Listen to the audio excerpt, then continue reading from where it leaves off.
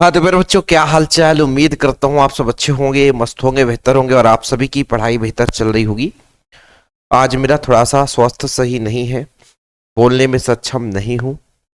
सर्दी जुकाम खांसी बड़ी तेज है, लेकिन हिंदी का एक कल से मैं वीडियो बनाने के लिए सोच रहा हूँ, लेकिन दे नहीं पा रहा हूँ। त्रैमासिक परीक्षा के लिए एमपी बोर्ड के बच्चों के लिए हिंदी के लिए आज मैं ये क्वेश्चन लाया हूँ।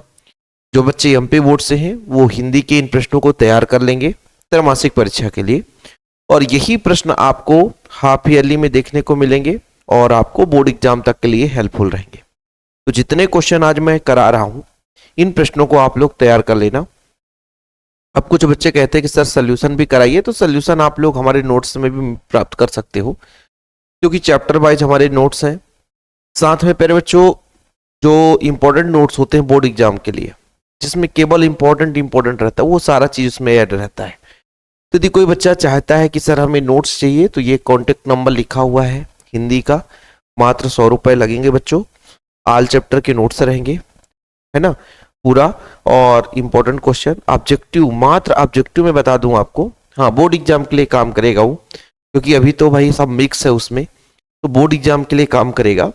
800 ऑब्जेक्टिव है हमारी नोट्स में। उसके अलावा आपको किसी प्रकार से कोई क्वेश्चन बैंक नहीं पढ़ना पड़ेगा। एक आध क्वेश्चन छोड़कर अभी तक में 26, 27, 28 ऐसे ऑब्जेक्टिव आते हैं। पिछली बार तो 28 में 28 नंबर के ऑब्जेक्टिव आए थे बोर्ड एग्जाम में। तो जो बच्चा हिंदी का नोट्स लेना चाहेगा, वो कॉन्टेक्ट नंबर यहाँ पर दिया हुआ है। सबसे पहले हम आज बात करने वाले हैं प्रश्न में। सबसे पहले भाई आपका प्रश्न है, यहाँ पर आप लोग देखिए, ये देखिए, कवि परिचय और लेखक परिचय त्रैमासिक परीक्षा में क्या क्या पढ़ना पड़ेगा। तो यहाँ पर मैं ज्यादा आप लोगों को कुछ नहीं कहूंगा। पद्य खंड में यदि आपसे कह दूं कि कवि परिचय, तो हरिवंश राय बच्चन जी का कुंवर नारायण। देखो बच्चों, दो रचनाएं है ना, भावपक्ष कलापक्ष साहित्य में स्थान। अब जैसे आप लोगों का किसी भावपक्ष कलापक्ष किसी भाषा शैली ऐसे पूछा जाता है, तो ज्यादा कुछ पढ़ना नहीं है, थोड़ा सा दिमाग लगाना है, कुछ मेन पॉइंट तैयार कर लेना बस। ऐसे ही महादेवी वर्मा और जैनेन्द्र कुमार, दो का आपको लेखक परिचय तैयार कर लेना। तो ये सबसे पहला खंड आता है, जहां की 3 नंबर का ये आता है, 3 नंबर का ये आता है, 6 नंबर आपका यहां से फिक्स हो जाएगा। पक्का क्वेश्चन देखने को मिलेगा, दो में से कोई ना कोई आपको देखने को मिलेगी, इसलिए दोनों तैयार करना है। अथवा में भी देखो भाई, त्रैमासिक का जो सिलेबस है उसी के अकॉर्डिंग क्वेश्चन आएगा, ऐसा नहीं कि एक्स्ट्रा आ जाए। इसके बाद आपको निबंध में बच्चों, यदि 4-5 निबंध आप तैयार कर लेते हैं, तो ये बोर्ड एग्जाम तक के लिए, जैसे पिछले साल में अनुशासन को बोला था कि अनुशासन तैयार कर लेना, तो ये क्वेश्चन आ ही जाता है। देखिए, यदि कंप्यूटर का तैयार कर लिए, इंटरनेट की दुनिया, विज्ञान, ये तीनों एक ही है कि कंप्यूटर की क्या देन है, इंटरनेट की क्या पृष्ठभूमि है, विज्ञान की क्या देन है। तो इंटरनेट के बारे में आया तो विज्ञान का उसके में बीच में आप लिख सकते हो। इंटरनेट कंप्यूटर के बिना संभव ही नहीं है, सब कुछ एक दूसरे से कनेक्ट है। तो इस तरीके से सबसे ज्यादा, जैसे अभी इस समय पे मैं आपको बता देता हूँ कि महंगाई का जोर शोर है। अभी जो प्रेजेंट टाइम है वो इस समय 70 से प्लस शक्कर की रेट हो चुकी है, 70 रुपए। मेरे जीवन में पहली बार इतनी रेट है। ठीक है, महंगाई का दौर है, तो महंगाई के बारे में भी, महंगाई कैसे होता है नियंत्रण, इसके बारे में भी आ सकता है, तो याद रखिएगा आप लोग, ठीक है। चलिए, इसके बाद हम बात करते हैं जो मेन पॉइंट है। सबसे ज्यादा क्वेश्चन कहाँ से आता है? ग्रामर पोर्शन से आता है, ठीक है, ग्रामर पोर्शन से। तो ये क्वेश्चन आप लोग स्क्रीनशॉट कर लेना।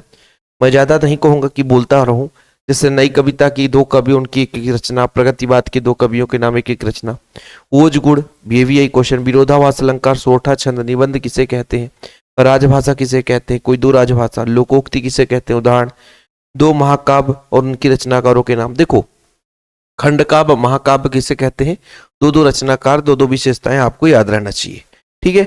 इसके बाद आगे क्वेश्चन देखिए, भ्रांतिमान अलंकार, सवैया छंद। सवैया छंद 2 बार रिपीट हो गया है लगभग, नहीं है, सोरठा छंद है, ओके।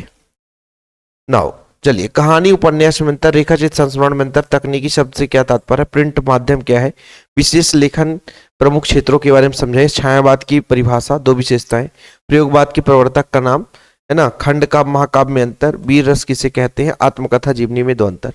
देखो, ये सारे ऐसे प्रश्न हैं जो विगत 5 से 7 साल के बीच में क्वेश्चन पूछे गए हैं। वो सारे प्रश्न हैं, ध्यान रखिएगा आप लोग। ठीक है, राष्ट्रभाषा की किन्हीं दो विशेषताओं को लिखिए। समाचार लेखन की सबसे लोकप्रिय शैली का नाम लिखिए बच्चों। मुद्रित माध्यम के लेखन के लिए किन बातों को ध्यान में रखना चाहिए। मुहावरा लोकोक्ति में अंतर, करुण रस की परिभाषा, अभिधा शब्द शक्ति क्या है, समाचार लेखन के मुक्ता 6 सवालों का जवाब कैसे दिया जाए, संदेह अलंकार, कवित्व छंद, लक्षणा शब्द शक्ति। स्क्रीनशॉट ले लो आप लोग, यहाँ से भी मैं देता हूँ फर्स्ट पेज का स्क्रीनशॉट, सेकेंड पेज का स्क्रीनशॉट ले लो, फिर आप थर्ड पेज का। क्योंकि भाई आप लोग कहोगे ना कि देखो भाई आज मैंने बोल दिया कि क्लास लेने की क्षमता नहीं है। अभी इसके पहले मैं सोच रहा था फिजिक्स का क्लास ले लो, लेकिन मैं बता रहा हूँ ना कि क्षमता नहीं है मेरे पास, आज बोलने की क्षमता नहीं है। धीरे धीरे बोल रहा हूँ बच्चों, आप लोग तैयार कर लेना। नाटक एकांकी में अंतर, संस्मरण, रेखाचित्र, रुबैया छंद, फ्लैश, ब्रेकिंग न्यूज क्या है, इंटरनेट पत्रकारिता क्या है। राष्ट्रभाषा राजभाषा में दो अंतर लिखिए। शब्द गुण की परिभाषा लिखना है। ठीक है, रीतकालीन कवियों की दो विशेषताएं, इंटरनेट की दो विशेषताएं, राजभाषा राष्ट्रभाषा में दो अंतर, संग रूपक अलंकार की परिभाषा। ये देखो सवैया छंद 2 बार हो गया, रिपीट क्वेश्चन हो गया। मुक्तक काव्य की विशेषताएं। ध्यान देना, ऐसे प्रश्न ना भाई आप लोगों को देखने को मिलेगा ही मिलेगा। ठीक है, आप लोग देखना, ये बोर्ड एग्जाम तक के लिए काम आएगा। औपचारिक अनौपचारिक पत्र आएगा बच्चों, इसमें सबसे इंपॉर्टेंट रहता है ध्वनि विस्तारक यंत्र को रोकने के लिए। परीक्षा की तैयारी के लिए जानकारी, अपने भाई को पत्र लिखो, अपने पिता को पत्र लिखो। मित्र को बधाई के लिए बहुत ही महत्वपूर्ण रहता है। अपने बड़े भाई बहन की शादी में अपने मित्र को आमंत्रण देना है। और उत्तर पुस्तिका की पुनर्गणना हेतु आवेदन पत्र, इसके फॉर्मेट को आप समझो। औपचारिक अनौपचारिक पत्र के फॉर्मेट को आप समझ लो। फॉर्मेट यदि आपने समझ लिया तो भाई आप कोई भी पत्र लिख सकते हो। हिंदी में तो कोई भी पत्र लिख सकते हो, आसान है, कुछ कठिन नहीं रहता बच्चा, है ना। चलिए, इसके बाद हम जो पाठ पर आधारित प्रश्न है, शीतलवाड़ी में आग के होने का क्या अभिप्राय है। बच्चे किस बात की आशा में निर्णयों से झांक रहे होंगे। थकापंथी क्या सोचकर जल्दी चलने लग जाता है। दिन जल्दी जल्दी ढलता है, कविता के आधार पर स्पष्ट करना है। जन्म से ही वे अपने साथ कपास लाते हैं। बच्चों का किस प्रकार संबंध है। भाषा को सहूलियत बरतने का अभिप्राय क्या है। बात सीधी थी पर टेढ़ी हो गई, यानी पेचीदा हो गई, से क्या अभिप्राय है। कैमरे में बंद अपाहिज करुणा के मुखौटे में छिपी क्रूरता, उसे क्या तात्पर्य है। भक्तिन के आ जाने से माधवी वर्मा की देहाती कैसे हो गई। भक्तिन और लेखिका के बीच संबंध कैसा था। सेवक धर्म में भक्ति की तुलना हनुमान जी से क्यों की गई है। बाजार का जादू चढ़ने उतरने से मनुष्य पर क्या प्रभाव पड़ता है। जेब के भरे होने से मन खाली होने से क्या दशा होती है। यशोधर बाबू की पत्नी समय के साथ ढल जाती है परंतु यशोधर असफल रहते हैं, क्यों। यशोधर बाबू के व्यक्तित्व की विशेषताएं। ठीक है, तो इस सौंदर्यकर के व्यक्तित्व पर प्रकाश डालिए। और इतने प्रश्न मैं आपको आज मैं दिया हूं, जितना आप लोग स्क्रीनशॉट ले लेना और पूरे प्रश्नों को तैयार कर लेना बोर्ड एग्जाम के लिए, एमपी बोर्ड वाले बच्चे। ठीक है, और कम समय में कोशिश किया हूं इन प्रश्नों को आपको दे दूं भाई। और बिल्कुल जी नहीं करता है वीडियो बनाने के लिए बच्चों, क्षमता नहीं है, बुखार है, लेकिन फिर भी आप लोगों के लिए हेल्पफुल वीडियो है, तैयार कर लेना। बाकी आप लोगों का प्यार सपोर्ट बना रहेगा। आगे चल के बोर्ड एग्जाम में तो हम ऐसी तैयारी करा देंगे आपको हिंदी की कि आप लोग 90+ लाओगे। आप कुछ भी ना पढ़ो ना, आखिरी 2 से 3 माह हमारे साथ जुड़ जाओगे ना, आप 90+ हिंदी में लाओगे। लेकिन फिलहाल अभी से तैयार कर लेना। प्यार भरा नमस्कार, जय हिंद, वंदे मातरम।